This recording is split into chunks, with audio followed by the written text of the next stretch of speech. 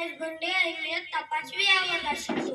आजच्या कार्यक्रमाचे अध्यक्ष पूज्य गुरुजन वर्ग आणि इथे जमलेल्या माझ्या बालमित्रांनो, आज मी तुम्हाला मराठवाडा मुक्ती संग्राम दिनाविषयी 2 शब्द सांगणार आहे. ते तुम्ही शांतपणे ऐकून घ्यावे ही माझी नम्र विनंती. निजाम तोंड कशी पडला, मराठवाडा भारताचा झाला. हजारो सलाम या दिवसाला. निजाम मराठवाडा सोडून पळाला.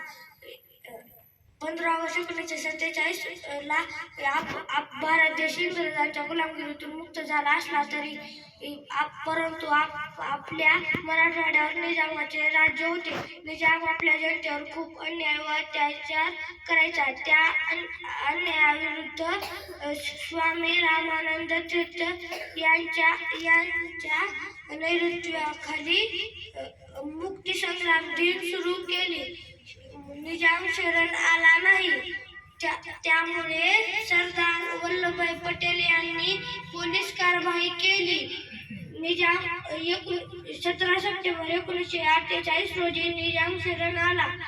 तेव्हापासून आपण 17 सप्टेंबर हा दिन मराठवाडा मुक्ती संग्राम दिन म्हणून साजरा करतो. जाता जाता एवढंच म्हणतो की थोर संतांचा येथे निवारा, त्यात बसला निजामाचा डेरा. थोर संतांचा येथे निवारा, त्यात बसला निजामाचा डेरा. क्रांतीची ही दगदगती ज्वाला, मराठवाडा सोडून निजाम पळाला.